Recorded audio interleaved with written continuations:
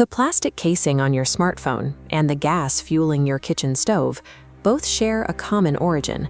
They began as raw material pulled from one of the most violent environments on Earth. To reach the oil buried miles beneath the seafloor, engineers deploy massive offshore platforms that require initial investments of $5 to $7 billion. These structures often stand over 600 feet tall, reaching heights that dwarf historical monuments like the Qutb Minar. Each rig serves as a self-contained city for up to 500 workers who remain on site for months at a time, keeping the extraction running 24 hours a day through Category 5 storms and 30-meter waves. This is the journey of a single drop of crude oil as it travels thousands of meters from the seabed, through the platform's purification systems, and into the hull of a massive transport vessel. Maintaining this flow requires a continuous mechanical struggle against the pressure of the Earth and the volatility of the open ocean. The process begins at the derrick, where a rotary drill tipped with diamond or tungsten carbide grinds through thousands of meters of seawater and solid bedrock. To prevent the drill bit from melting against the hard rock, engineers pump down a specialized drilling mud. This engineered chemical mix cools the equipment and provides a heavy liquid barrier against underground pressure.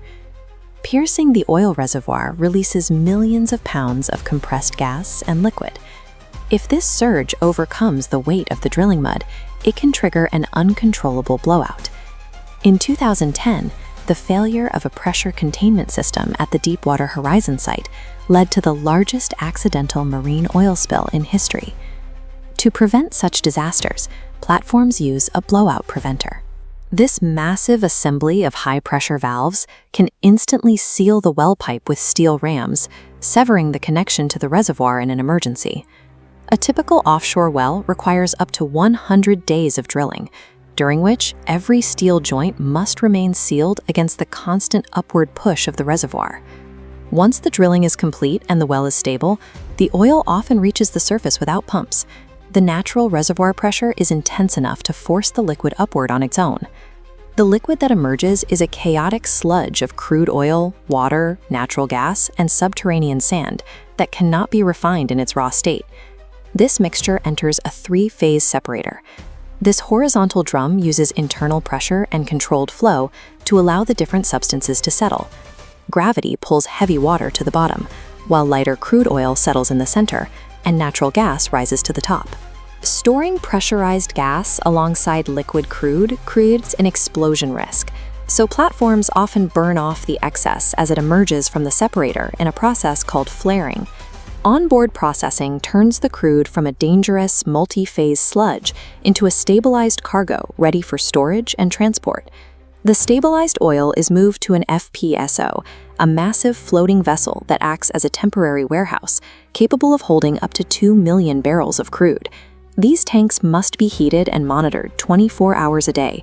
If the crude reaches the temperature of the surrounding ocean, it thickens into a dense tar that can seize the pumping systems.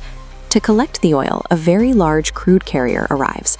These tankers span over 300 meters in length and require specialized marine pilots to navigate them within range of the storage vessel. Crews secure the two massive ships together using mooring lines that weigh over 100 kilograms per meter, locking the vessels into a single unit against the ocean current. Once secured, high-horsepower pumps move 8 million liters of oil per hour through a flexible hose. The team monitors every minute of the transfer to ensure no vapors ignite in the high-friction environment. Completing this transfer requires 48 hours of constant radio contact and sensor monitoring to ensure the ships remain locked together in the shifting tide. As the oil flows, custody transfer meters verify the volume. Every barrel is accounted for to finalize the billion-dollar transaction between the platform operators and the transport company. With the transfer complete, the mooring lines are released and the tanker begins its journey toward the horizon, carrying enough crude to fuel entire cities. The cargo's final destination is a terrestrial refinery, where the crude is processed into diesel, aviation fuel, and the polymers used in modern medicine and electronics. The next time you fill your car or use a plastic product, consider the thousands of workers operating in the middle of the ocean to make that moment possible. The fuels and materials that define modern life depend on this highly synchronized chain of engineering and the crews who sustain it miles from the nearest shore.